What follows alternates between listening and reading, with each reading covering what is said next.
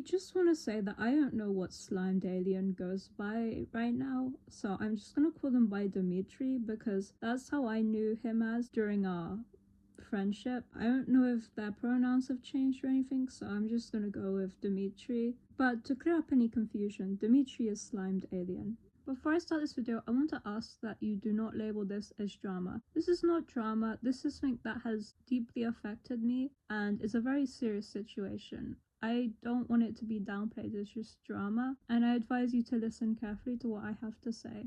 I'm sorry I'm gonna sound a bit more aggressive in this because this situation extends to not just something that has affected me, but something that has affected my partner. That's just a line that I don't like being crossed. I'm immediately gonna say trigger warning for stalking, abuse, etc. For context, I made a community post talking about how I was stressed about someone who had abused me in the past being a figure in the commentary community. I kept this person completely anonymous and I just expressed my worries. This person then DMs me and confronts me about the community tab. I started off with being polite, but it soon escalated into me telling him that I didn't want to see him around and that he should delete his channel. This was caused by him trying to justify what he had done to me and my partner, which I'm going to get into. It was really frustrating for me because he was starting off being like, I'm very sorry, and then he went to justifying everything, and it made me really frustrated. Editing she has to hear, I just want to say that he offered to stop commentary and I said that he should. It wasn't just me saying that unprompted. This person also has a tendency to spread rumors about me and then blame it on his BPD, which is actually why I have to make this video, because he won't stop lying about the situation. The rumors and stuff is something that I'm gonna address later on in the video, but first I'm gonna talk about the abuse itself. But to do that, I need to talk about the context and how I met Dimitri first so that all of this makes sense. So allow me to do so. Me and Dimitri met in 2022 after I was made to talk about my abuser in public. Dimitri was an ex-friend of my abuser and was defending my abuser at the start, but then started to side with me, stopped siding with me, and then sided with me again. It was really confusing, but we met in February of 2022. We were both 15 at this time. We didn't really speak that much after that situation had died down a bit. I want to note now that Dimitri turned 16 in the April of 2022. I'm saying this because Dimitri claims that he was 15 when all of this stuff happened, but no, he was 16. Anyways, a few months pass, and from my memory, we are friends, but we don't speak that often. And here's some more important context to the story. I ended up meeting my boyfriend in May of 2022, and we immediately clicked and were talking a lot. Meeting my boyfriend had made me realize how bad the situation with my abuser was, and so I thought that I should speak about what my abuser had done to me more, because the previous situation where I was made to speak about it publicly, it resulted in me apologizing to my abuser. I was manipulated into apologizing to him. But yeah, basically I planned to call out my abuser for a second time, and I had some more evidence and stuff and testimonies from other victims from my abuser. Dimitri also had some evidence and offered to help me write a document against my abuser because there was so much evidence against my abuser. The document ended up being over 10,000 words long. That was so much against him, and Dimitri offered to help me write it and provided extra proof. So Dimitri helped. Anyways, I end up posting this document in early June of 2022. I think it was on the 9th maybe, but I might be wrong. And I think it was the day after I'd posted it, Dimitri DM'd me and was telling me to take it down, I remember, and basically just sort of defending him in a way. This results in him adding me to a group chat with my abuser, which was basically just him repeating a part of my trauma from my abuser,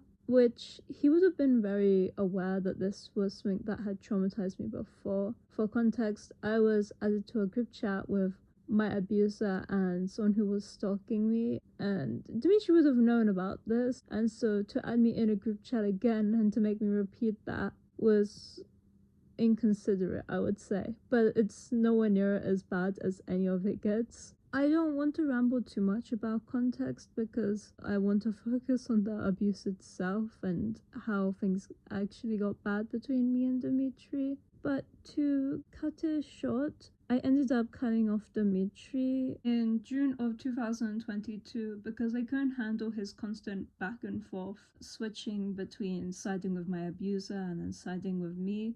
He had also, in the midst of whilst siding with my abuser, had confessed his romantic feelings towards me during an episode that he was having, which really threw me off and confused me at the time. But I think that really weird contradiction between him saying that he loves me to him spiraling on me and saying that he hates me was just another factor to why I cut him off in June of 2022. I'm going to try and provide as much evidence as possible, but it's kind of hard to navigate our DMs because whenever I search up keywords, only my messages come up, and so I can't search specific things that I remember him telling me.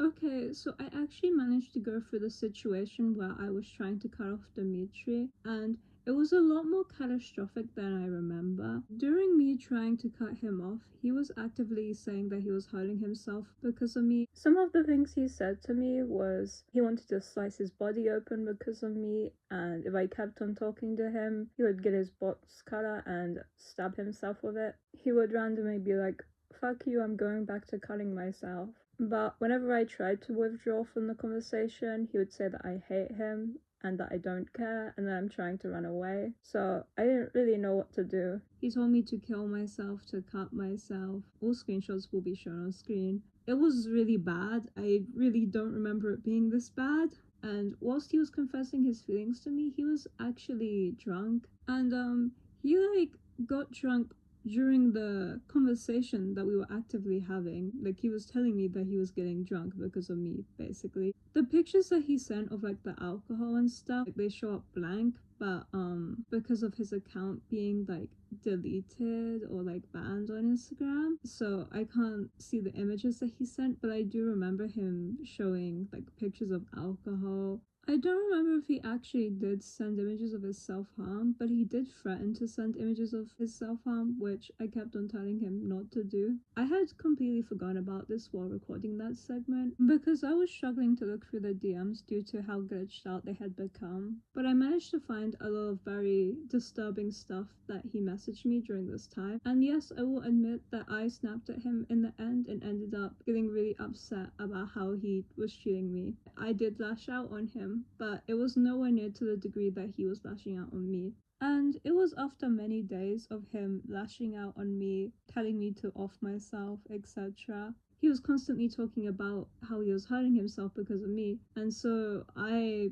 brought it up once that I hurt myself because of him. And yes, I'm aware, and pretty much any other scenario, bringing up the fact that you've hurt yourself because of someone is never a good idea. But this was after days of him telling me that he had hurt himself over me. I just snapped. I hadn't had someone blame me for their self-harm in a long time, and I didn't really know how to process it, especially considering the fact that I was already going through stuff with my abuser, and so I just caved under all of the pressure. I regret doing it, but I'm not sorry to Dimitri, and Dimitri has used this one instance to claim that I am just as bad as him. However, him using his self-harm against me was something that he would constantly do throughout the months that we were friends after this scenario. The fact that his behavior is so repetitive and intense compared to this one instance, it is completely unfair to put me on the same level as him. He also, during his spiral, expressed how much he hated my boyfriend, which we weren't at the time dating, but he had only sided with my abuser out of spite because of how close me and Freddie were getting. He also refused to take any responsibility for anything he was saying because he said that his BPD was giving him uncontrollable impulses, but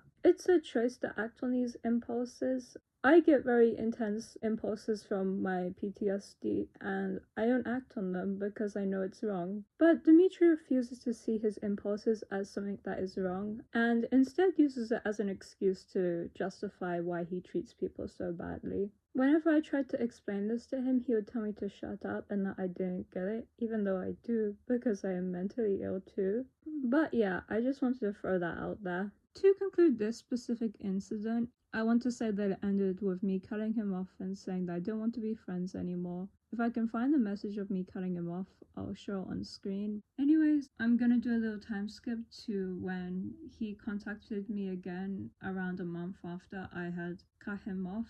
He had contacted me to apologize to me for siding with my abuser and blowing up at me. At the time, I didn't know that this was going to be the start of many apologies and then going back on them, but this was a start to a very abusive cycle that consists of him getting mad at me and my partner over really small things that we couldn't really control, such as me and my partner being in a relationship. And so yeah, let's get into that.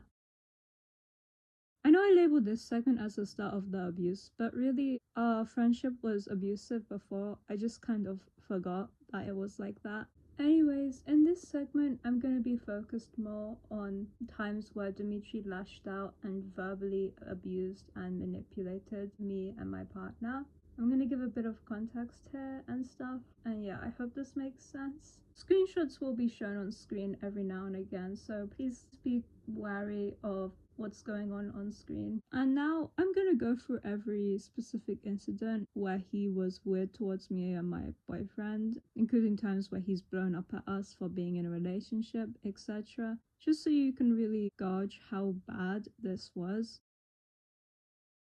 On the 2nd of August 2022, Dimitri reaches out to me and apologizes for what he said and for siding with my abuser. I do not accept this apology, and I say that I don't want to be friends. Instead of accepting this and moving on, he then brings up the fact that I forgave someone else. This other person was a completely different person to him, and what they had done was completely different to what Dimitri had done. And to be frank, it's my choice who I want to forgive and who I don't want to forgive. Dimitri should have just accepted that I didn't want to forgive him. But instead, he fought against me and made me feel bad for not forgiving him. Due to this, I ended up agreeing that we could have a group chat with me, him, and my boyfriend so that we could all be on better terms. And not even 24 hours, he already starts throwing shade about me and Freddie being in a relationship.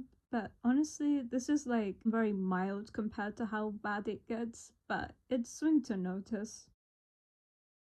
Okay, so day 2 after me giving Dimitri a second chance, he talks about how he wishes things were different, despite acknowledging that it hasn't been much time. It had been like 48 hours, like it really had not been much time. He talks about how he doesn't feel like it's a trio anymore, which honestly comes across as guilt trippy because things aren't going to be exactly the same after you sided with my abuser and yelled at me for days straight. My boyfriend even says to him that we aren't interested in opening our relationship. You'll notice in the screenshot that it says at the moment, but we weren't planning on it at all. We were just like nervous to see if Dimitri would blow up on us, which we had to do a lot because we were both nervous about how he would react if we told him that we weren't interested. This was both me and Freddie fawning because we had seen how bad Dimitri could get if we made him upset. And we had both gotten out of abusive relationships recently, which Dimitri was aware of, so it made sense why we had immediately gone to trying to please him. On the 4th day, after giving him a second chance, he complained about how we were rubbing our relationship in his face, even though all we were doing was spending time privately together. Keep in mind, I was very drained at this time because I had just gotten out of an abusive relationship. And so had Freddie, but I want to keep his personal life private. And Dimitri was well aware of this, but extended no consideration towards our situations, and instead he just prioritized how he felt and what he wanted. Anyways, he cussed us both out a bunch on this day. Please keep in mind that all of this was only 4 days after I had given him a second chance. I'm not going to read out all the screenshots, but I'm going to put them on screen, and as you can see, he's being very aggressive towards me and my boyfriend over us being in a relationship. And he can say that this wasn't him trying to pressure us into a relationship, but it clearly was. And this is one of many instances. But let's move on to another instance. He didn't only lash out in the group chat, but he also DM'd my boyfriend and vented about how upset he was that I wasn't romantically interested in him, which 100% comes across as pressuring because he could go to anyone, but he decides to go to the people that he wants to be in a relationship to vent about how he wants to be in a relationship with them. It's extremely guilt trippy and puts a lot of pressure on us. And he can't really use the excuse that he had no one else to talk to because I had offered over and over that he could be friends with my other friends and that I could invite him into my personal spaces, but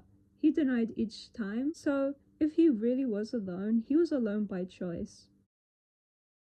On the 10th day, after giving him a second chance, he spiraled on me again and got angry that I was playing a game with my friend and started saying stuff like I never put effort into talking to him. This spirals into him insulting all of my friends and saying how much he hates my friends. He cusses me out a bunch and brings up the fact that I forgave that one friend and not immediately forgave him. And then he goes on to insult Freddie and says that he hates him. After his rampage is over, he love bombs me and says how much he loves me, which of course is extremely manipulative. Right after our argument, he tries prying into my relationship status and asking me if I would ever be willing to try polyamory, despite being told only a few days before that I was very strictly monogamous. And he can say that he wasn't trying to pry, but he 100% was prying, considering this was like the third incident within 10 days of us being friends again. It's very clear that he was trying to convince me to become polyamorous.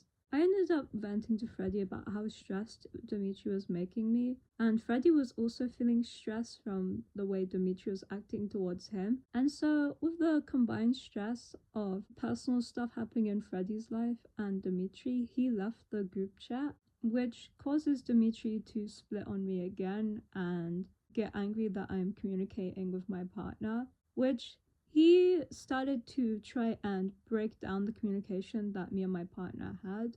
He said that we should come to him instead of communicating with each other when we were having a problem, which is honestly extremely manipulative when I think about it. Like, he was trying to isolate me and my partner from each other. On the 12th day after giving him a second chance, he got upset that I was playing a game with Freddie whilst waiting for him to wake up. Keep in mind that I am in a time zone like 6 hours ahead of him. I think it's just unreasonable to expect me to just wait all day and do nothing. Now, this situation quickly escalated and he ended up getting really upset that Freddie had left the group chat, and then as well as how I was spending time with my boyfriend whilst waiting for him to come online. This resulted in him saying that he just wants to overdose, essentially because of us not wanting to be in a relationship with him. He said he took 4 pills, and I don't know what he took, but apparently it was strong medication. This caused me to freak out, and I tried my best to comfort him, and looking back at the messages, I feel so sick knowing that he was doing this all to make me feel bad for not dating him. And he later on confirms that he overdosed because of us, because he says the stupid jealousy makes me want to off myself, which he said this on the same night as him overdosing. So he really is pinning the blame on me and Freddie's relationship, which really supports the narrative that he was trying to force me and Freddie into a relationship with him. I'm not going to read out the whole conversation where he's just getting really angry at me again over our relationship, but some of the key highlights of stuff that he said to me is that I am an obsessive weirdo over my boyfriend and that our relationship isn't healthy because we spend so much time together. He also says that I have a false attraction to Freddie, and I know what he's referring to is because I said I'm aromantic and don't experience much attraction in general, which is just a weird jab at my orientation, but whatever. Again, all of the screenshots have been shown on screen for you to read. But yeah, he just insults me for a bit until I end the conversation, and then later he apologizes, like always. On the 14th day after giving him a second chance, which is only 2 weeks, just a reminder, it's been only 2 weeks since I gave him a second chance and all of this has happened. He briefly got upset that I hadn't texted him back quick enough because I was being very isolated and I wasn't really talking to anyone. Compared to everything else, this isn't really a big deal, but I thought I'd mention it anyway. On the 16th day after giving Dimitri a second chance, he got upset that I let my boyfriend vent to me about how Dimitri was affecting him. He said that I shouldn't allow Fred to talk about Dimitri to me, which again is really controlling, and it's disgusting how he tried to break down me and Freddie's communication. He was basically trying to make us feel very isolated. He did this multiple times actually, and I realized that as I'm watching this back whilst editing, that yeah, he would do this on multiple occasions. He would try and isolate me and Freddie from each other. In this same conversation, he then started saying stuff like he's trying his best not to off himself every second, then went to saying how much he hates our relationship again. He said stuff like, I ruin everything. He was calling my relationship with my partner gross.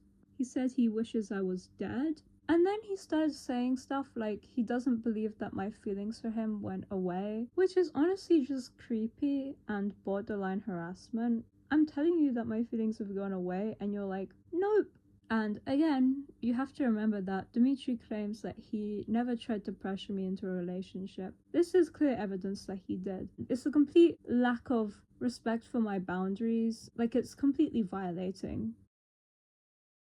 On the 20th day of giving Dimitri a second chance, Dimitri overdoses again, and in the midst of him overdosing, he brings up the fact that he likes Freddie. This is in Freddie's DMs, by the way.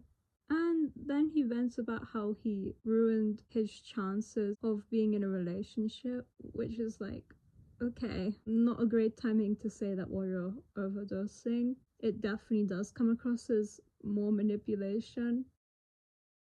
On the 22nd day, since I gave him a second chance, he sends this big message explaining how his feelings won't go away from me and how much he misses our old bond. I'm not gonna read it out, but you can probably understand why I got so overwhelmed by it.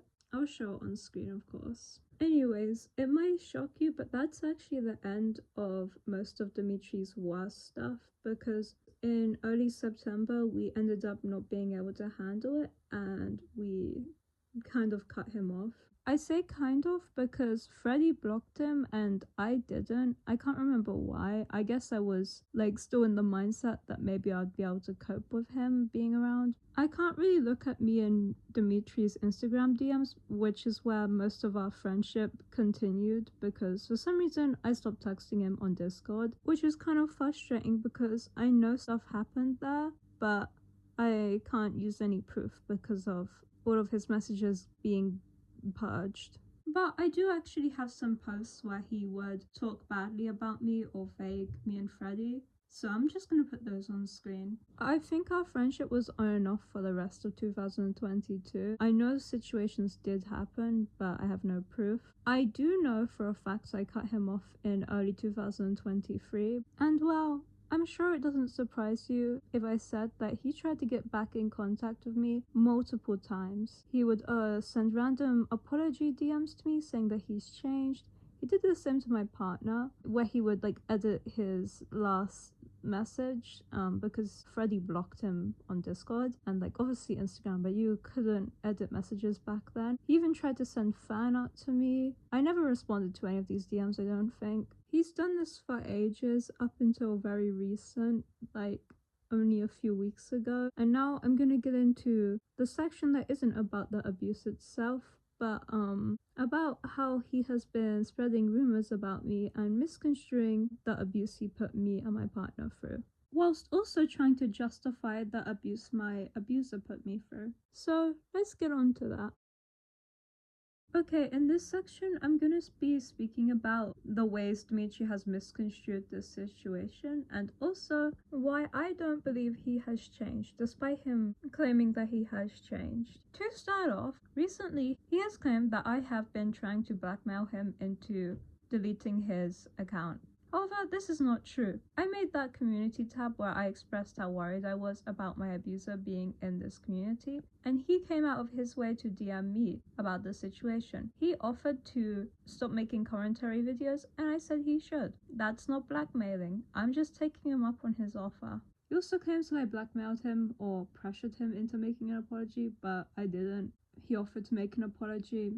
I said that I didn't want an apology because it wouldn't mean anything to me. He made the apology anyways, which he then deleted and then said he was being pressured into making, but in reality, he was just making a false problem to make him look like a victim. This isn't the first time Dimitri has lied. In fact, a few weeks ago, he lied about something very serious. He cropped out a message from when we were friends where I was joking around, and he crops a screenshot where I sent of his house because he gave me his address, and I'm just like, remember? And with the full context of the screenshot, you can tell that we are both joking around. He just crops it to make it look like I'm blackmailing him. No paranoia or whatever can excuse this. He's just being malicious and lying about me because he's upset that he didn't get his way with me and that he couldn't force me into a relationship. Anyways, here's 2 screenshots of him saying that he expected a relationship out of us, and these are recent.